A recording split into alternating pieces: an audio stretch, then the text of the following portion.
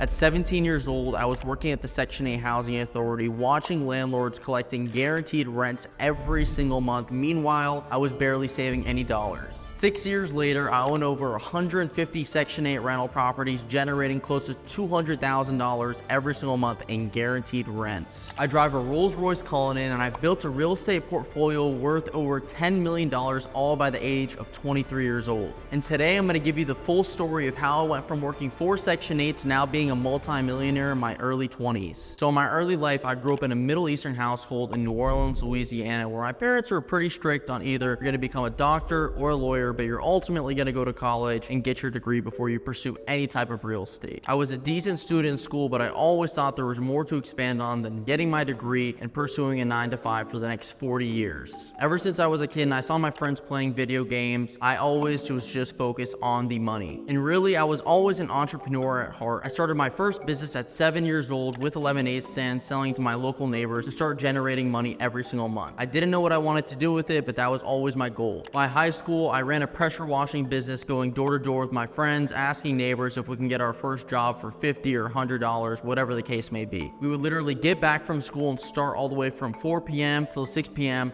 knocking doors, and sometimes we would even go until the night just trying to earn $50 to $100 per house and generate some type of capital. But a lot of my family members were so confused why I was so obsessed with business, and they could never really grasp what I truly wanted to achieve. And when I was 17 years old, I needed 100 community service hours to be able to graduate from high school, and this is when the Section 8 journey ultimately began. We had multiple different agencies we were able to choose from, but as somebody that was always interested in real estate, I saw the Housing Authority in Louisiana to be the most viable option for me. So at 17 years old, I headed over to the local Housing Authority, applied for the free internship to get started with my first job ever. I was pretty much the only kid there, and everyone was confused why I wanted to be there, what I was doing, and what my purpose was. And for 6 months straight, I learned the entire process of going through the inspections, learning about the paperwork, working with landlords, going through the underwriting process, and even getting accepted for Section 8 as a tenant to be able to get into the process. Now, through this process, I learned things a lot of landlords do not know, which is negotiating with Section 8 and being able to get rents that are 10 to 20% above market rents, figuring out which tenants get accepted for the process, learning that your average Section 8 tenant stays in a house for 7.5 years, and on top of that, learning that if a Section 8 tenant damages a property, they get kicked out of the program. And while working for the Housing Authority, I met landlords who owned 50, 60, 70, even 100 plus properties that were generating guaranteed passive income every single month. And for me, I saw two types of landlords. I saw the landlord that was involved in the day-to-day business, who essentially did all the repairs themselves, who essentially went to the property every single day, managed the tenants, and they were always stressed out. And then I saw the other type of landlord, who was ultimately just the investor. They were more so on the sidelines, learning how to find the right properties, get the deals under contract, and they had a property manager that would essentially do all the hard work for them. And from that point on, I figured out which one I wanted to become. I never wanted to become the day-to-day landlord where I had to speak to the tenants, go through the inspections, learn the process. I more so wanted to become the investor in the background that just micromanages everything. And this is where it clicked to me. I needed to become a Section 8 investor. But there was one problem. I could not get a loan at 17 years old, and I did not have a cosigner because my parents were highly against it. But in the end, I did find a solution. I had some money saved for my pressure washing business, flipping sneakers, and also doing many side hustles that people my age would never even think of. So from that point forward, I got straight to work. I started putting I buy houses signs all over New Orleans to try to find my first property and get in touch with sellers. I got a call from a tired landlord who was in a peculiar situation that was willing to sell his house for $50,000. Now in reality, his house was worth $70,000 to $80,000. Now for me at 17 years old, as I mentioned before,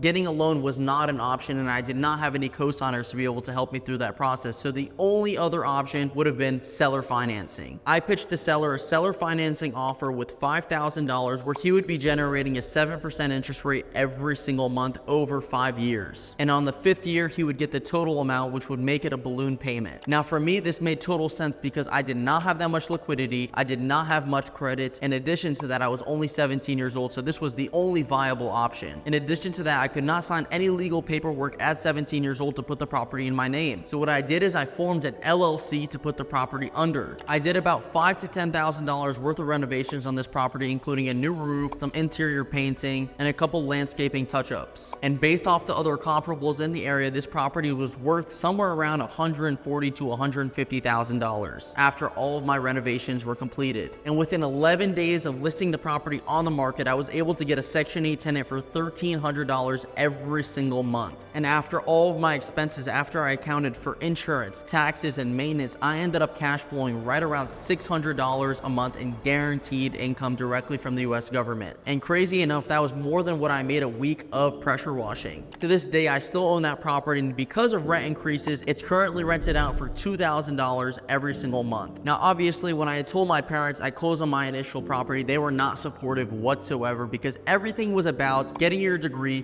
becoming a doctor, or becoming a lawyer. Now, for me, I was not willing to disappoint my parents, so I ended up enrolling in college as an engineering major. But that does not mean I stopped my real estate career there because I was still buying properties on the side. Now, 3 to 4 months later, I closed on my second property, and because I was not rolling around in tens of thousands of dollars of liquidity, I ended up having to be at a standstill. Now, obviously, I could have just took the existing cash flow from those properties and re-looped it into more and more every month, but then I would have to wait 3 to 5 months to close on an additional property, which I was not willing to do. So what I did is I began to go to real estate events and showcase my exact deals to investors to see if I could try to raise some sort of capital. Now, obviously, being in an industry like Section 8, a lot of landlords are going to be skeptical just because the horror stories about Section 8 tenants doing this or that. But for me, as somebody that worked for Section 8, I understand that that is not the case whatsoever. Section 8 tenants do generally protect the properties they're living in because number one, they do not want to get kicked off of Section 8. And number two, they are normal tenants just like your average market tenant. Think about this. Your average Section 8 tenant takes about 10 years just to get onto the program. Now, why would they risk ruining your property, getting kicked off the program? Meanwhile, they're getting free rents every single month. Obviously, it wouldn't make sense. Now, for me as a landlord who was in Section 8 and worked for Section 8, I understood this, but a lot of landlords did not. So I would go to these events every single week, build new relationships, speak to new investors, show them my business model, show them the above average return with Section 8, and that your average Section 8 tenant is going to stay in a house for 7.5 years. Now, for me, I did not want an investor who's going to stay in the property long term with me over the next 10 to 20 years. I more so just wanted a debt partner that can get in, raise the capital, and get out. So that's exactly what I did. I showed people the numbers, I showed people the return over the next 3 to 5 years. In addition to that, I would show them that we would have a buyout clause that would essentially allow me to buy them out so I could own the property on my own just with the bank. Now, there were a lot of rejections as I was pitching investors and landlords, but I understood that every single no is going to be one no closer to a yes. And luckily for me, I had a group of 2 investors that were willing to take the risk, which allowed me to buy my second, third, fourth, fifth, and even up to my 10th property with their capital. And by then, I had a system that truly worked that was generating guaranteed passive income every single month. Now, by this time, I had refinanced my first property to be able to pull out liquidity and buy more and more properties. And eventually, close to a year later, after all of my properties were rented out for above market value, I had forced appreciation and I eventually bought out all of my investors to solely own the properties with the bank. I had refinanced and I had slowly started to expand beyond Louisiana, my hometown. Now, trust me guys, running through this process as somebody that was 17, 18, 19 years old was not easy initially. There were tons of mistakes, and I'm not going to say that real estate was perfect initially. After about a year of owning these properties, Hurricane Ida came by Louisiana and caused damage to 2 of the properties that I own. Now, for me as an investor, I understand that there is going to be insurance. Now, a lot of investors would see this as a loss, but I took it as a financial gain. The insurance adjuster came out and estimated the loss to be right around $40,000 for roof damage as well as a couple leaks inside of the property. Now, for me, I had a local contractor that was able to do all the work, including the inside leaks and the roof, for all in all $12,000. So I ended up taking a potential loss into a financial gain with property number 1. Now, with property number 2 that I got affected during the hurricane, the estimator came out and adjusted it to be a total loss of right around $150,000. Now, keep in mind, for me and my business model, I am only buying properties that are sub $100,000, but since the replacement cost was $150,000, they ended up paying the entire amount. So what I did is what any other investor would do. I ended up getting my local contractor to give me a quote, which would end up costing me right around $50,000, and I pocketed the rest of the money. And this is where I learned that insurance is very, very crucial during real estate, because I knew a lot of other landlords that did not have any that lost a lot of money through the process. Another big issue that pops up with a lot of landlords is lack of knowledge when screening tenants. Now, this is extremely crucial when it comes to Section 8 tenants, or really any tenant, because the reality is a Section 8 tenant can cause problems with a property as well as a market tenant. So there's going to be issues on either side if there's lack lack of management. So we made sure to verify everything through the entire process when screening a specific tenant. We would ask for numbers of their current and past landlords. We would ask if we could have pictures of their current residence or even visit their current residence to see the condition, because ultimately how they treat their current property is going to be how they treat your property that they're going to move into. So we were very, very stringent through the entire process. Now for me as a Section 8 landlord, I had a significant advantage, and the advantage is that a lot of landlords are afraid to accept Section 8 tenants. So the opportunity for me was every single time I would list a property on the market, it would be rented very, very quickly, and I would have a ton of tenants that would reach out to me every single time. Meanwhile, I would see other landlords who refuse to work with Section 8 take months and months just to get their property rented out. Not only was I getting a tenant quicker, I was also getting a tenant that would pay 10 to 30% above market rents. And the reason for that is because the government would have to incentivize landlords to rent to Section 8 tenants because nobody wanted to do it and everybody was afraid of the results of Section 8 tenants. So I developed systems for every single thing throughout the entire process, whether it was acquisitions, management, maintenance, and even most importantly, which was financing, which comes in crucial through this process. And I was, and I still am, a huge advocate to delegate, because in business, in order to take it to the next level, you have to delegate to be able to elevate. So I was able to delegate every single role, whether it was management, maintenance, finance, or acquisitions, to be able to become the investor in the background rather than the day-to-day landlord through this process. And I spent thousands of dollars working with an attorney to create a bulletproof lease to protect me in every single scenario, which is exactly what I'm going to be giving you for free in one of my upcoming videos. So make sure that you subscribe to be able to get access to that for completely free. Now today, I'm 23 years old. I own 153 Section 8 rentals worth over $14 million.